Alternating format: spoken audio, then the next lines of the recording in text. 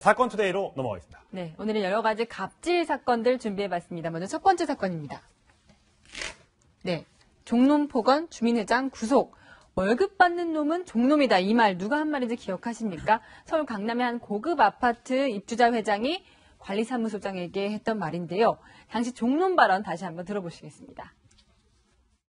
네가 직분이냐? 종놈 말이야, 네가 이게 종놈이 누가 누구지 종놈입니까? 지금 종놈 시대입니까? 월급 받는 놈들이 주인이 시키는데 그것만 네가 그러냐 말이야.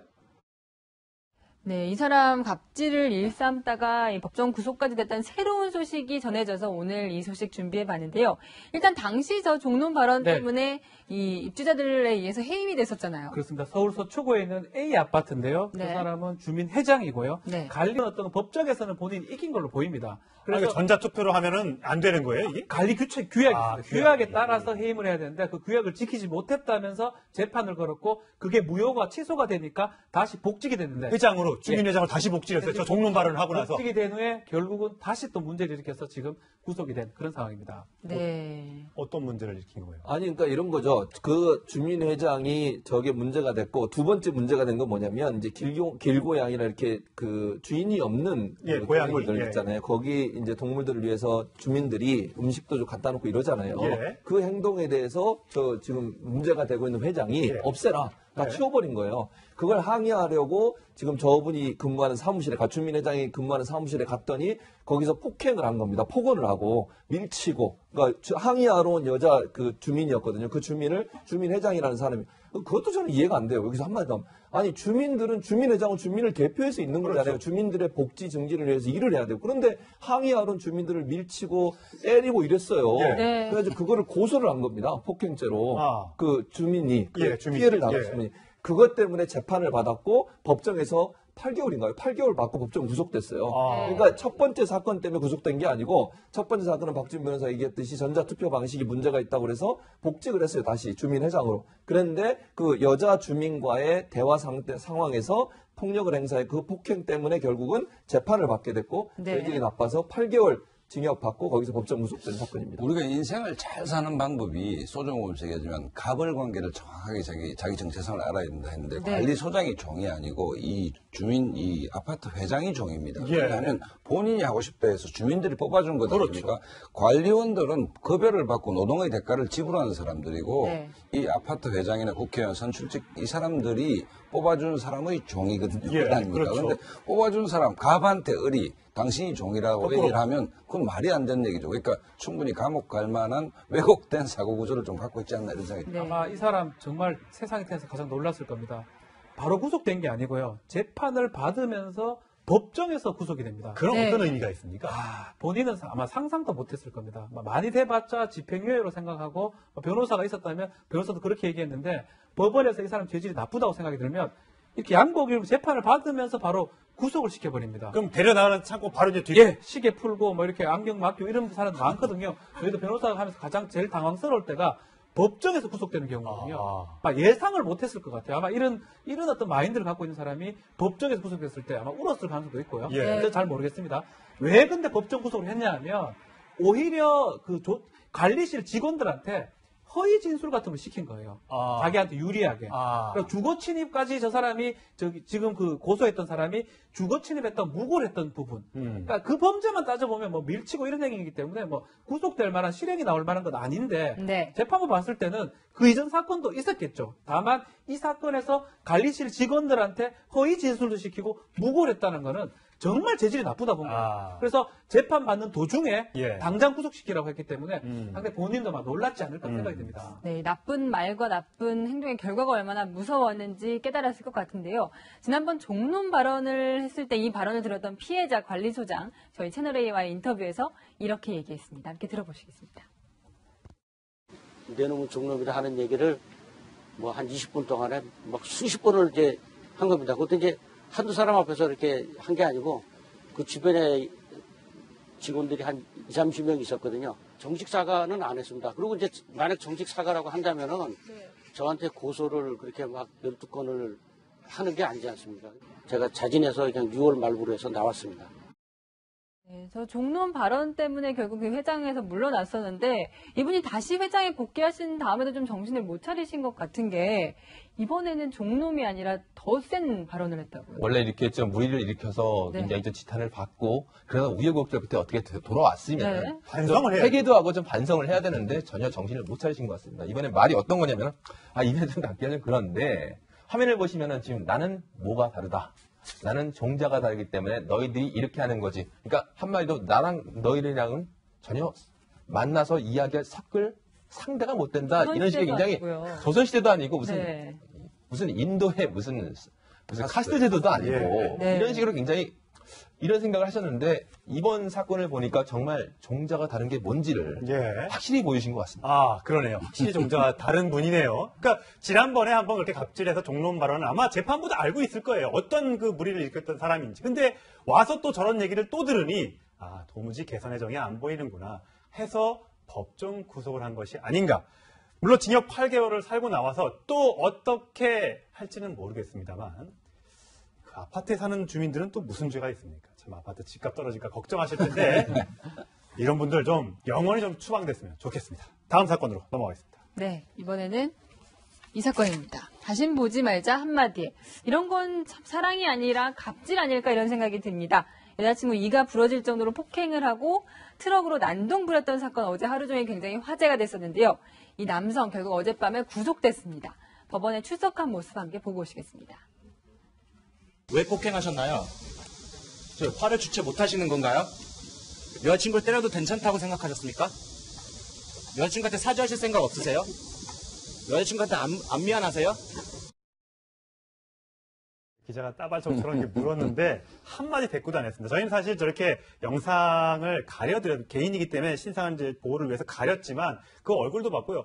팔에 사실 문신도 있고 봤을 때 이제 뭐 그렇게 분위기가 좋은 분은 아닌 것 같다는 생각은 좀 듭니다. 물론 외형을 가지고 사람을 평가할 수는 없습니다만 하지만 저 왼쪽에 있는 저 데이트 폭행 장면만 보면 네.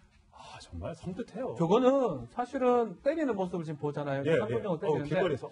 이게 좀 나올지 모르겠는데 넘어진 사람을 킥을 머리에 얼굴에 가격을 합니다. 예, 저렇게 얼굴. 예. 그 부분에 때문에 아마 그 이빨이 치아가 파절되고 네. 빠진 걸로 보이는데 저래 때리는 거는 글쎄 상당히 그 조직 폭력배나 이렇게 싸움할 때도 저렇게 안 하거든요. 네. 근데 연인이잖아요. 연인인데 글쎄요, 뭐 폭력 자체를 미화할 수는 없겠지만 그래도 폭력 강도 중에 너무나 심한 폭력이 아닌가. 네. 폭력 자체가 나쁜 거예요. 아니, 자체가 나쁜 거라니까. 아니, 그 죄질이 나쁜 게 박 변호사 말에 동의하는 것이 뭔가 하면 폭력은 안 되죠. 안 되는데 저 쓰러진 사람을 저걸 사커킥이랍니다. 네. 예를 들어서. 그러니까 이종격 투기에도 저건 금지하고 있습니다. 한 사람이 이종격 투기에서도 저 사커킥이라고 한 사람이 쓰러져 있는데 서서 발로 차는 것은 엄격히 금지하고 있는 네. 것입니다. 그러니까 저 폭행 장면은 대단히 죄질이 나쁘다. 저건 정말 굉장히 충격적인 내용인데 예를 들어서 뭐 실랑이를 한 것도 아니고 여성이 쓰러져 있는데 저걸 발로 축구 공을 차듯이 얼굴을 찬다는 거는 저거는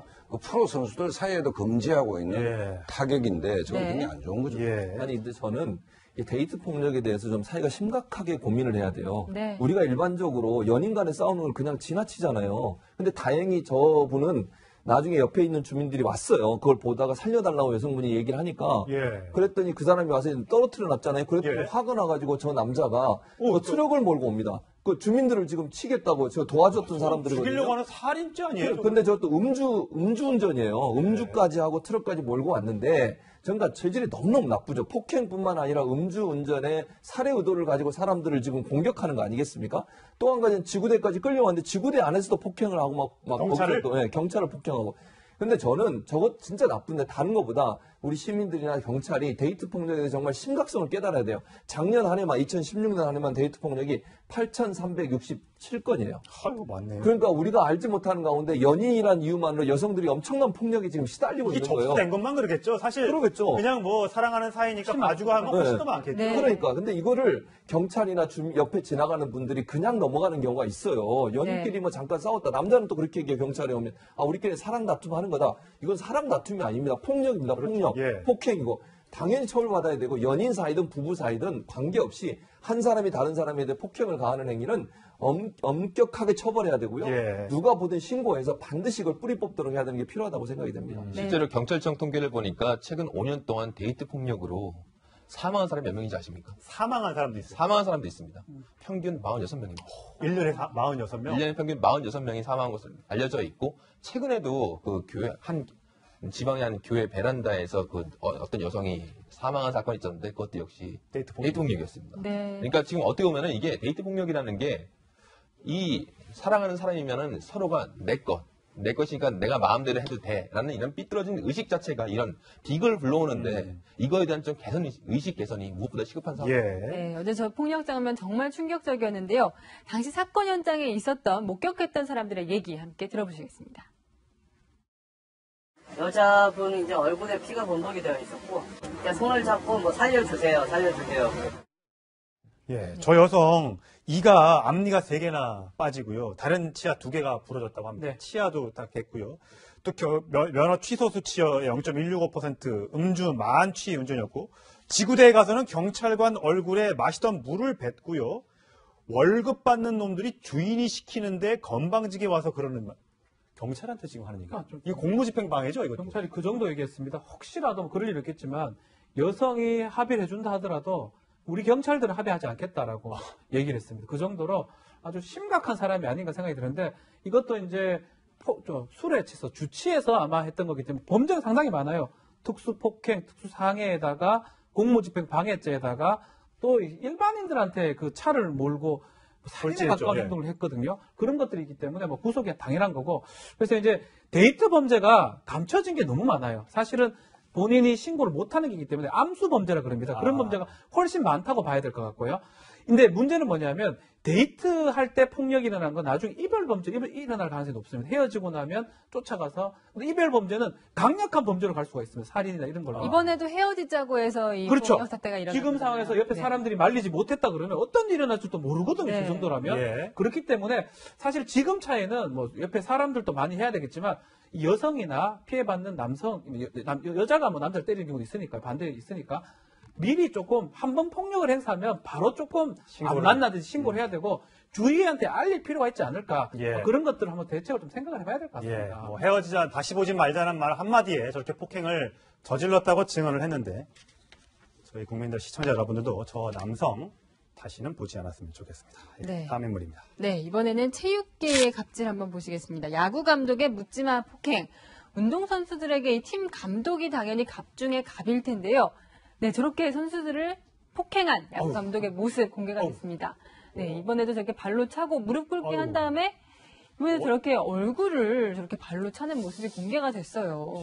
대학에서 있었던 일인데, 전지훈련을 1월 달에 합니다. 뭐, 따뜻한 거 가서 하는데, 아마 저기 선수는 투수처럼 보입니다. 예. 네. 감독이 투수한테 뭐 지도를 하면서 왼쪽 뺨을 때리려고 그렇게 막으니까 또 오른쪽 뺨으로 때려버리고요. 발로 지금 가격한 모습인데, 맞아가지고 지금 엄질하는 모습이 보이는데, 이 야구 감독이 선수들한테 상습적으로 폭언도 하고 폭행을 했다고 지금 알려졌는데, 결국은 이게 계속적으로 문제가 제기돼가지고 이번에 지금 드러난 그런 사건입니다. 참, 지금 뭡니까? 이게 아무리 선수를, 훈육을 위한 거에서 모르겠습니다. 뭐, 그 훈련을 제대로 안 해서 그렇다고 하더라도 저렇게 사람을 잡는 건 말이 되는. 저건 훈육이 아니죠. 저는 훈육이라고 보기 힘들고요. 예. 저건 폭행이라고 보고요. 네. 훈육이라면 정말 제대로 반성할 수 있도록 다른 방법을 써야 되겠죠. 폭행이나 아니면 폭력을 행사하는 건 절대로 훈육으로 용납될 수 없습니다. 네. 지금 미국은 아시지만 가정에서 엄마나 아빠가 아이를 때려도 그거 폭행입니다. 그리고 어떤 아이들은 신고해가지고 잡혀가는 경우도 있어요. 그러니까